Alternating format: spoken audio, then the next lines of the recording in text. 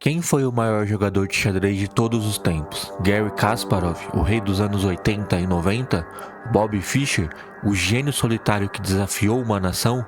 Ou Magnus Carlsen, o campeão moderno que domina todas as modalidades? No vídeo de hoje, nós iremos analisar a trajetória de cada um deles, mostrar partidas lendárias e deixar a decisão nas suas mãos. Então, sem mais enrolação, bora pro vídeo!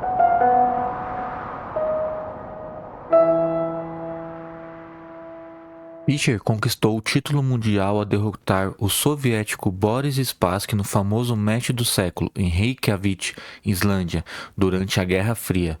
Essa vitória encerrou 24 anos de domínio soviético no xadrez mundial. Fischer venceu todos os 8 campeonatos nacionais que disputou, incluindo o de 1963 e 1964, aonde ele obteve aí a única pontuação perfeita da história do torneio, fazendo incríveis 11 em 11. Fischer derrotou Mark Taimanov e Bent Larsen com placares perfeitos de 6-0, feitos inéditos na história desse torneio. Em seguida, venceu Tigran Petrosyan por 6,5-2,5, garantindo um direito de desafiar o Spassky pelo título mundial. Ele também criou o Fischer Random Chess, ou o xadrez 960, uma variante do xadrez tradicional, e também introduziu o relógio de Fischer, que é aquele relógio lá que adiciona um incremento de tempo após cada movimento que a gente faz, hoje amplamente aí utilizado em várias competições.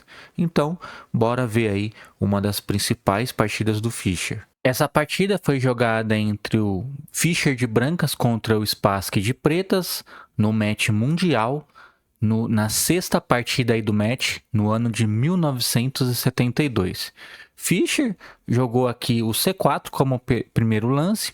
Habitualmente aí ele é conhecido por jogar sempre E4, e por incrível que pareça aqui, nessa partida ele acabou surpreendendo aí o Boris Spassky, jogando aí de primeira o lance C4. A partida seguiu aqui então pelo Boris Spassky com E6, Fischer seguiu com cavalo F3, D5 pelo Spassky, D4 do Fischer entrando no gambito da dama, variante bem comum aí, cavalo F6, cavalo C3, bispo E7, bispo G5, roque, E3, H6, bispo H4, B6 aqui do Boris Spassky, né? Entrando numa variante aí bem conhecida do gambito da dama também. O Fischer resolveu trocar, o Spassky tomou de cavalo, tentando trocar peça, Fischer trocou lá em E7, Spassky tomou, o Fischer resolveu simplificar aqui a posição, entrando aí numa posição bem mais sólida e bem mais estratégica, se tratando aí da parte posicional falando. Fischer então seguiu com torre C1, já começando a pressão aqui no peão de C7 aqui do Spassky. Spassky então seguiu com bispo E6, não querendo mais pôr o bispo aqui na casa B7, né? Fischer então seguiu com dama A4, pressionando aqui totalmente a ala da dama do Spassky. O Spassky seguiu então com C5, dama A3 aqui do Fischer, torre C8. Aqui a dama já está cravando aqui o peão em C5, né? Não deixando aí com que o peão saia dessa casa. Fischer seguiu com bispo B5, A6, peão por peão. Claro que não pode trocar, que está cravado. Peão por peão. E agora a gente entrou numa posição aí bem conhecida de estrutura de peões relacionados ao meio-jogo, né? Que é a estrutura aí de peões colgantes. A melhor parte aí para a gente jogar com os peões colgantes é tentando deixar os bispos apontados para o roque do adversário, de preferência a gente ter o par de bispo, e ter um cavalo pulando aqui para o roque, seguido de dama passando ou uma torre subindo. Nesse caso aqui, o Spassky não possui essa configuração de peça, né? E o ideal aqui para quem está jogando contra os peões colgantes é tentar levar sempre a partida para o final, forçando aqui um avanço prematuro aí dos peões colgantes, ou até mesmo a gente pressionar aqui com os peões laterais dos peões colgantes. Vai ter aula bem aprofundada sobre peões colgantes aqui na área de membro para vocês. Então já fique esperto, clica aí no botão, seja membro aqui do canal que vai ter muitas vantagens aí para vocês. Então, seguindo aqui, o Fischer conseguiu fazer o roque, tranquilo. O Spassky seguiu com torre A7, agora sim ameaçando capturar lá o bispo em B5, né? Porque a dama está defendendo a torre. Então, Fischer voltou para E2. Spassky seguiu aí desenvolvendo sua última peça menor que faltava.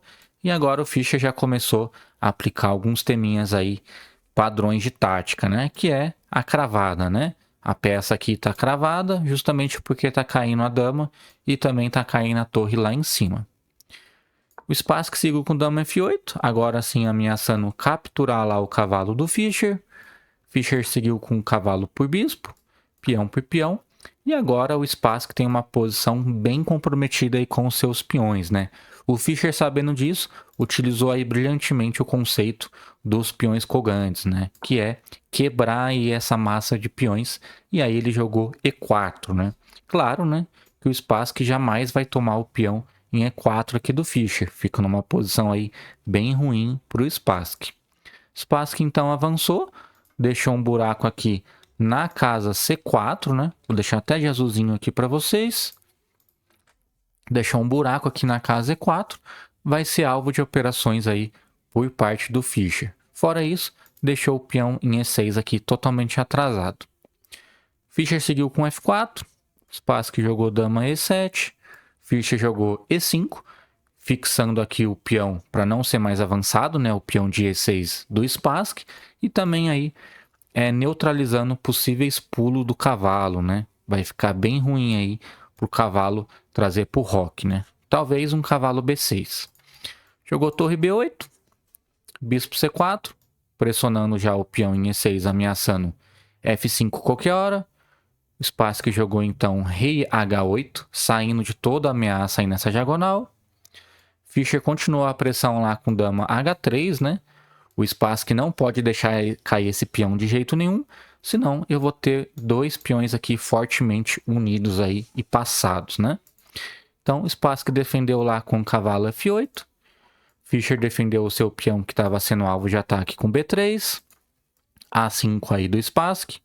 E aí, finalmente, a quebra aqui com a ruptura de peão em F5, né? Abrindo aí mais ainda as peças para o Fischer, né? Fazendo aí com que o raio de ação das suas peças fique cada vez maior. O Spassky não teve jeito, né? Teve que trocar em F5. Fischer tomou de torre, já com a ameaça aqui de dobrar na coluna F.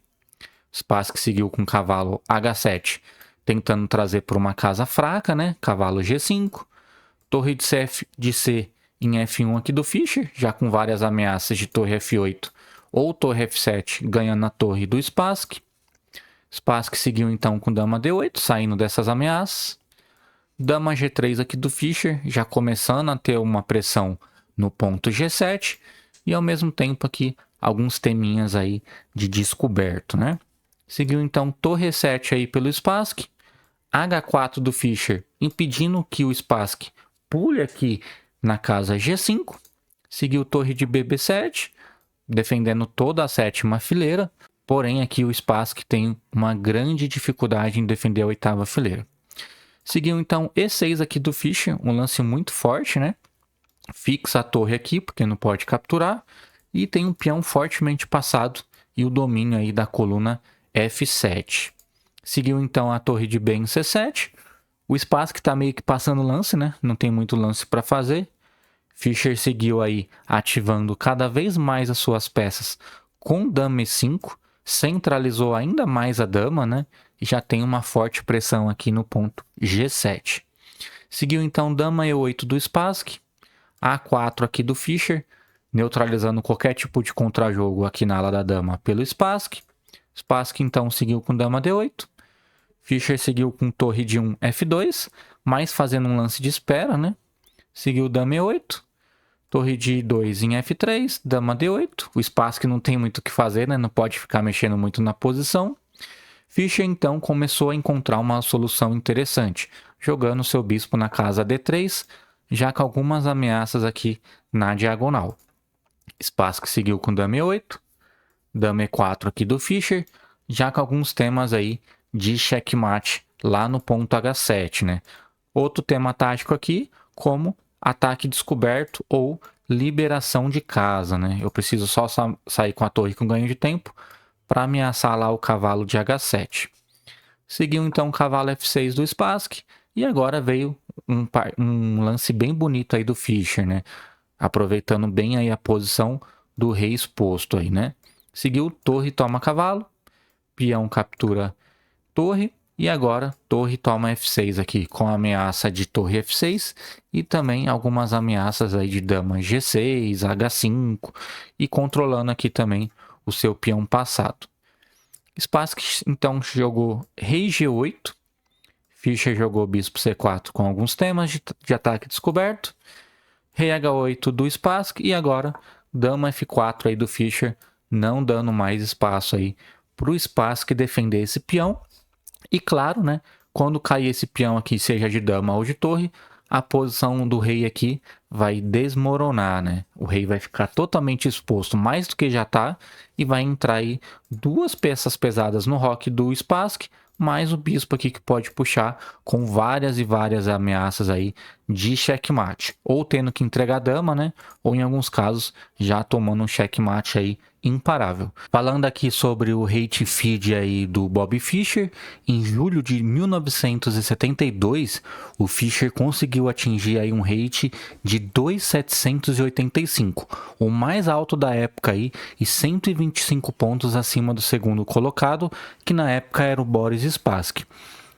Segundo o site Chessmetrics, que calcula rates históricos, o Fischer alcançou um rate estimado de 2.895 em outubro de 1971, considerado um rate aí dos mais altos da história.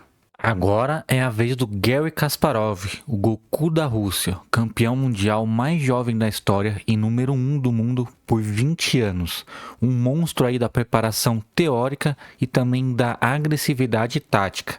Já foi campeão mundial de 1985 ao 2000, número 1 por mais de 255 meses. Conhecido também pelo uso de computadores na parte aí da sua preparação. E na partida de hoje dele, a gente vai ver uma partida bem emblemática aí entre o Kasparov e o Topalov no torneio de Wianzi no ano de 1999, aonde o Kasparov sacrifica tudo e mais um pouco. Uma partida aí bem agressiva e profunda que até hoje aí é estudada como exemplo de ataque coordenado e cálculo preciso aí por parte do Kasparov. Kasparov aqui então de brancas contra o Vassilin Topalov de pretas. Rate deles aí, Kasparov com 2.812 e o Topalov aí com 2.700. Kasparov aqui iniciou com E4. Topalov jogou a pique, entrando aí com D6. D4, cavalo F6, pressionando aqui o peão já em E4 do Kasparov. Kasparov seguiu com cavalo C3. G6, bispo E3. Bispo G7, dama D2, já com algumas ideias de trazer o bispo lá para H6, C6 aí, entrando na defesa pique clássica aí, né? F3 do Kasparov, sobreprotegendo aqui o peão em E4 e não permitindo o Topalov pular o cavalo para G4. Topalov seguiu com B5, né? Já se antecipando aqui a possíveis ataques do Kasparov nessa outra ala. Kasparov seguiu então com cavalo de G em E2. Cavalo BD7, bispo H6, já tentando trocar o bispo de casa escura aqui do Topalov e também eliminando aí o defensor do roque. Jogou bispo por bispo, dama por bispo, bispo B7, A3 aqui do Kasparov impedindo um possível B4 do Topalov, E5 aqui do Topalov. Esse lance aí já não é tão legal, né? Por quê?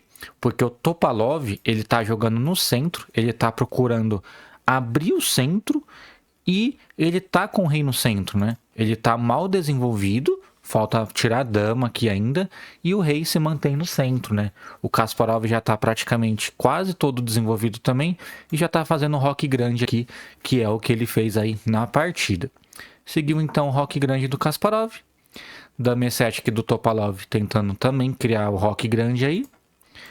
Rei B1 do Kasparov, tentando sair de qualquer linha de cheque aqui nessa diagonal, ou até mesmo, né, alguma coisa aqui depois na coluna C.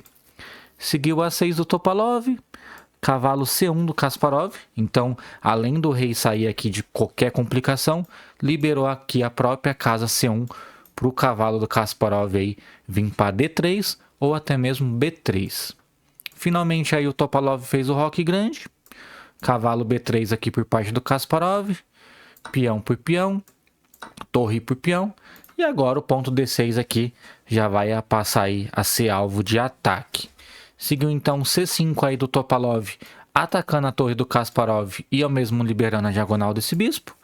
Kasparov somente recuou torre para D1, cavalo B6 aí do Topalov, e o Topalov parece que está conseguindo arrumar suas peças, né? Seguiu então G3 aqui do Kasparov, rei B8. A ideia do Topalov também é sair dessa coluna e também sair de possíveis cravadas aqui nessa diagonal. Cavalo A5 do Kasparov, bispo A8, conservando aí o bispo de casa clara, bispo H3, D5, um lance de ruptura por parte do Topalov, dama F4 do Kasparov, e agora rei A7 aqui do Topalov, né? Colocando o rei um pouco mais em segurança aí. Seguiu torre de A1, trazendo a última peça aí que faltava para entrar em jogo. D4 do Topalov, e parece aqui agora, né, que o Topalov vai ganhar mais espaço na posição, sabendo aí que provavelmente, né, Kasparov teria que recuar o cavalo para A2 ou o cavalo E2. Porém, o Kasparov aí joga um lance muito bonito, né? Um lance aí que cria muito dinamismo aí na partida, que é o lance cavalo D5, sacrificando o peão aqui, né? Tem 3 peças aí do Topalov olhando esse ponto D5 e mesmo assim o Kasparov foi lá e jogou aí o cavalo em D5, né? Seguiu então o cavalo toma em D5, peão por, aqui já tomou atacando a dama. E a dama jogou em D6, tentando trocar a dama e ao mesmo tempo, né, pressionando aqui várias e várias vezes o peão do Kasparov. E nesse momento aqui parece que o Kasparov vai ficar com um peão a menos, né? Porém, como sempre, né, a gente conhece aí já o estilo do Kasparov, ele sempre tem um lance na cartola, né? Seguiu aí com um lance brilhante também na posição de torre captura o peão em D4, sacrificando a torre aí no peão do Topalov. Claro, né, que se trocar as damas é ótimo. Tô capturando o cavalo ou o peão em F7, tá tranquilo. E mesmo que eu perca o peão em D5 aqui não tem problema, porque eu já ganhei um peão em D4 do Topalov. Então o Topalov aceitou o sacrifício. Kasparov seguiu com outro sacrifício brilhante aqui de torre. Torre E7 aí entregando a torre, né? E o Topalov não tomou, né? O Topalov jogou rei B6. Que é um lance bom, né? Que defende aí tudo. Se o Topalov tomar em E7, seguiria dama toma peão em D4 com cheque, rei B8, dama B6 cheque, não pode vir mais o rei para C8, né? O único lance possível seria bispo B7 e agora simplesmente aí cavalo C6 com mate inevitável aí, né? Rei teria que sair para A8 único e aí logo dama 7 ganharia a partida aí do Topalov. Então, logo após tudo isso, teve que jogar rei B6 para sair desse esquema de mate aí, né? Não tem muito o que fazer. Kasparov então trocou em D4 e agora rei capturou em A5, né? Capturando o cavalo. Se a dama vem para C5, seguiria dama F6 cheque, dama D6 e agora bispo E6 aqui do Kasparov, né? Um lance finíssimo aí, ameaçando se trocar, né? Trocar aqui em E6 ganhando a dama, ao mesmo tempo ameaçando dama D4, e tem várias redes de mates aí. Porém não seguiu nada disso, depois de dama cheque em D4, o Topalov aqui jogou rei captura o cavalo em A5. Seguiu então B4 aí do Kasparov, trazendo o rei sempre mais aqui para a rede de mate, né? O único lance, rei A4 aí do Topalov. Dama C3 com ameaça de mate aqui em B3, né? Seguiu dama D5 aí do Topalov. Torre A7 do Kasparov ameaçando mate lá em A6. O Topalov aí tem que defender esse ponto. E tem que defender aí com o bispo, né? Se jogar torre D6, aqui no caso jogou o bispo, tá? Se jogar torre D6, que parece que defende tudo aqui, né? Seguiria rei B2 aqui. Dama D4, cravando. Seguiria dama por dama. O Topalov não pode tomar aqui, né? Porque seria mate. Perderia aí rápido.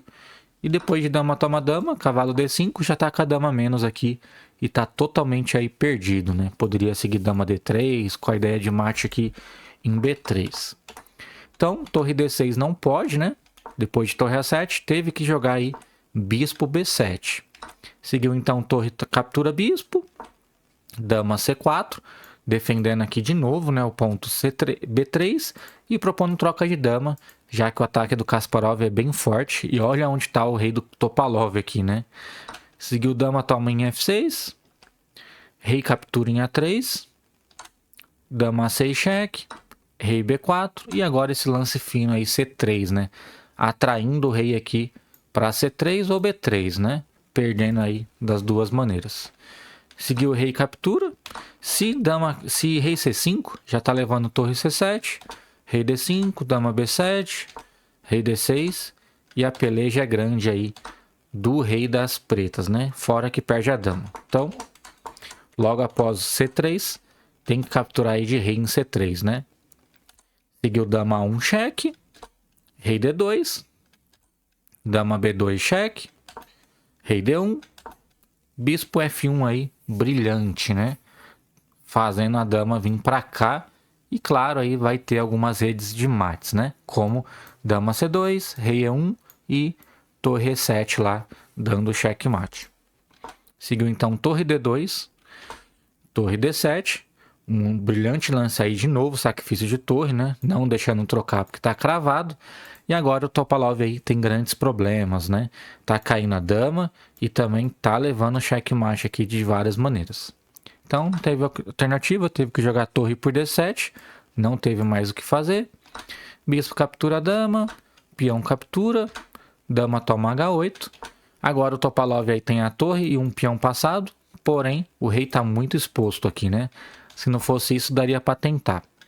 C3, dama 4 cheque, rei E1, F4, defendendo seu peãozinho aqui de F3, F5, rei C1, torre D2 e agora dama 7 aí do Kasparov, fazendo com que o Topalov abandonasse essa partida, né?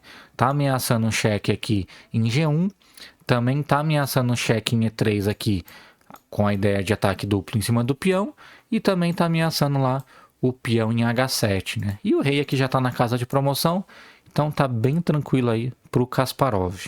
O período de auge aí do Kasparov foi no ano de 1985 até o ano de 2000. Ele foi o campeão mais jovem da história aí aos seus 22 anos. Também dominou por 15 anos seguidos aí o ranking mundial. Ele revolucionou o uso da preparação teórica e computacional na época aí que ele jogou contra o computador da IBM, né?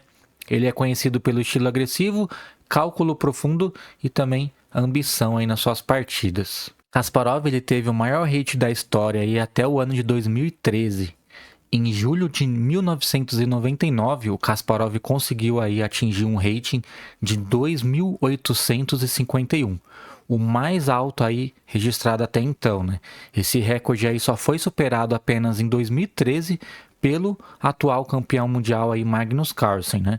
Atual não, porque ele não quis jogar o match mundial lá, né? Mas se tivesse jogado, com certeza teria ganho. Então, por isso que eu tô falando aqui que ele é o atual campeão mundial. A gente sabe aí que ninguém consegue bater nele, né? E claro, né, já que a gente tocou no nome desse deus aí do xadrez, né, vamos falar um pouquinho sobre ele, né, e ver uma partida emblemática aí do Magnus Carlsen. E para a gente finalizar aqui a nossa última partida desse vídeo, nada mais, nada menos aí que Magnus Carlsen contra Hikaru Nakamura, um dos seus maiores rivais aí da história do xadrez moderno, um duelo aí de gigantes. Então, Magnus Carlsen aqui com 2.802 de rating, de brancas, contra Hikaru Nakamura e 2.741 aí de pretas.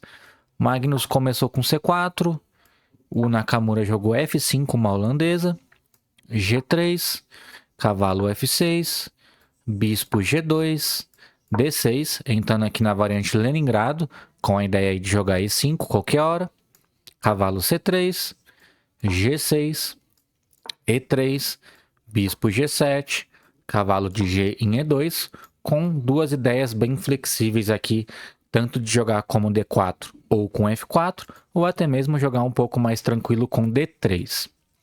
O Nakamura fez o roque, Carlsen também fez o roque. E5 aí por parte do Nakamura.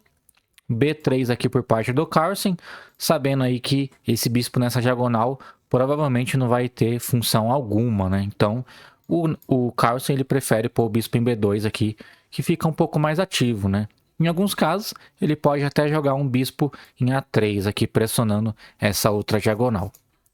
Seguiu aqui então o cavalo BD7, D3, C6 aqui pelo Nakamura, tranquilo. Bispo A3 já do Carlsen, pressionando o ponto D6. Dama C7. Dama D2 para conectar aqui as duas torres do Carlsen. Torre 8, saindo de qualquer truque aqui nessa diagonal. Torre de A em E1. O Carlsen, ele quer trazer as peças para o centro e para a ala do rei, né? Então, por isso que ele trouxe a torre para cá e acabou matando essa torre de F, né? Cavalo C5, H3, evitando aqui qualquer pulo de um cavalo depois de um possível F4, ou não, né? Nakamura jogou E4, peão por peão, cavalo de F toma, dama C2, cavalo por C3, cavalo por C3, bispo E6, desenvolvendo aí a sua última peça menor que faltava para poder criar conexão entre as torres. Torre D1 do Carlsen aqui já vai se dirigir aí para começar a pressão aí nesse ponto D6. Seguiu torre de A em D8 do Nakamura, bispo B2, bispo F7, torre D2, com a ideia somente de dobrar mesmo e continuar a pressão lá em D6. A5, para evitar qualquer tipo de expulsão aqui do cavalo. Torre de FD1, bispo E5, cavalo E2, tentando trocar esse bispo por esse bispo, tranquilo. A4 aí do Nakamura, B4, cavalo D7, bispo D4 aqui do Carlsen, né? Evitando a troca, ameaçando ganhar um peão. E também aí posso jogar cavalo C3, dama C3 ou até mesmo dama B2. Seguiu o cavalo B6, bispo capturou. É um lance bem estranho se a gente for ver, né? Porque tá se livrando aí do bispo de casa preta, né? O bispo de casa preta aí faz muita diferença na posição. Seguiu então dama por B6, batendo aqui no ponto B4 aqui do Carlsen. Seguiu torre B1, dama C7 aí do Nakamura, cavalo D4 do Carlsen, uma casa bem forte aí pro Carlsen, né? Uma casa aí do centro e que por enquanto não tem peões laterais para expulsar, né? Que seria ruim aí por ceder a casa B5 e tá de novo pressionando lá o ponto D6. Seguiu então torre C8, torre C1. Talvez a ideia seja um possível C5 ou até mesmo um B5. Dama E7, torre D3 do Carlsen. E aí finalmente C5 aí do Nakamura, expulsando aqui o cavalo do Carlsen, né? O lado ruim desse lance é que deixou aqui um buraco na casa D5, né? Seguiu peão por peão, torre por, dama A4, ganhando um peãozinho. Torre de C8, pressionando mais uma vez aqui o ponto C4. Torre B1, torre por C4, recuperando o peão. E o Nakamura tem uma posição boa, interessante aqui, né? Tá com um par de bispo aí, bem forte, com as peças bem ativas aí no centro. E também na ala da dama, né? E tem duas torres aí, muito ativas aí na ala da dama. Carlsen seguiu com dama D1. B6 aqui do Nakamura. Entregou o peão lá em B6, né? Porém, não pode trocar. Se trocar, né? Perde a dama aqui embaixo. Seguiu o cavalo B5. Sempre tentando atacar lá o peão em D6. Torre C5. Cavalo por D6. Bispo toma. Torre toma. Bispo por A2. Foi trocando tudo. Torre A1. Torre C1. E aí entrou no processo da simplificação, né? Trocou, trocou. E agora torre por G6 lá, cheque, levando um peãozinho, né? E simplificou tudo aqui com um peão a mais. Então, Carlsen está com 4 peões contra 3 do Nakamura. E a gente conhece aí o Carlsen, né? Que ele consegue aí tirar água de pedra nesses tipos de posições, né? A posição aí tá bem interessante. O Nakamura, apesar de possuir o peão a menos, tem uma posição tranquila, apesar de tudo. E o Carlsen, ele explora lance a lance esse peão a mais, né? Seguiu então dama D6 aqui do Nakamura, H4 aqui do Carlsen, bispo F7, H5, tentando quebrar aqui essa estrutura de peões para deixar o rei bem vulnerável, bem exposto. Seguiu então rei H7, peão por peão, rei captura peão, dama C2, aproveitando aqui um teminha de cravada, B5 aí do Nakamura, e agora G5 aqui por G4 por parte do Carlsen, né? Utilizando aí o teminha de cravada, né? Dama E5, peão por peão, rei G7. Claro que o Nakamura não pode tomar aqui, né? Porque leva bispo E4 e perde a dama. Então, rei G7, dama E4, propondo troca aí de dama, né? Agora tá com 2 peões a mais. Seguiu dama D6, dama H4, bispo C4 aí do Nakamura, bispo F3. Apesar de estar com 2 peões a mais, a posição não é tão fácil assim, né? Dama F6, dama toma, rei toma, bispo E4 defendendo o peão em F5, bispo A2 com a ideia de disparar o peão, F4, B4, rei F2, B3, e agora bispo D5 utilizando de novo aí o tema da cravada, e ao mesmo tempo aqui teve que entregar o peão, né? Seguiu então rei captura peão, e nessa posição aqui o Carlsen tá bem ganho agora, né?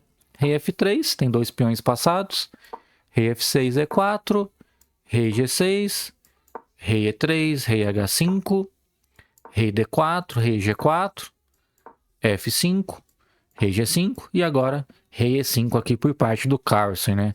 A ideia do Carlsen é bem simples, né? Jogar rei E6, F6, rei E7, F7 e F8 lá, promovendo uma dama aí em cima do Nakamura, né? Uma partida muito bonita aí do Carlsen, né? Ilustrando aí que ele domina várias partes aí do jogo, né? Vários conceitos importantes. Domínio de finais, domínio de tática, domínio de posição fechada, aberta, posicional. Realmente aí ele é um jogador extremamente completo e mesmo quando a posição está igualada, ele consegue ali extrair qualquer tipo de vantagem, que mínima que seja, né? Nem que seja, zero, sei lá, o programa tá dando 0,2 de vantagem para ele, ele consegue transformar essa vantagem em vitória, né? O Carlsen, por muitos, ele é considerado o jogador mais completo da história. O Carlsen atingiu aí o seu rate máximo de 2.882 em maio de 2014, o mais alto aí já registrado na história do xadrez. Ele igualou essa marca aí novamente em agosto de 2019. O rate ao vivo dele em 21 de abril de 2014, Carlsen alcançou aí um rate de 2.889. Hoje ele já passou, né? Tá com 3.000 aí de rate no online. E ele conseguiu aí estabelecer um recorde aí de pontuação mais alta já atingida, né? Mas e aí, vocês? Fischer, Kasparov ou Carlsen? Cada um conseguiu definir aí uma era, né? Com genialidade única deles. E quem é o maior deles, né? Isso aí depende muito de você, né? Deixa a sua opinião aí nos comentários. Não esquece de se inscrever no canal para mais conteúdo de xadrez. E não se esqueçam aí que a área de membros está ativa aqui no canal. Vou deixar o link aqui na descrição para vocês, tá? E essa semana mesmo já vai ter 2 aulas aí para vocês. Antes que vocês perguntem aí no comentário, né? O que eu acho aí dos 3, né? Eu penso o seguinte, se a gente falar em domínio e legado, o Kasparov para mim foi o melhor. Se a gente falar de talento puro e técnica, para mim é o Carlsen. E se a gente falar sobre a história, né, o impacto histórico que teve e genialidade e loucura ao mesmo tempo, foi o Bobby Fischer. E aí deixa nos comentários aí o que vocês acham, beleza? Então esse foi o vídeo de hoje, galera. Espero que vocês tenham gostado. Não se esqueçam aí de dar uma olhada na área de membros. Tamo junto e até os próximos vídeos. Valeu!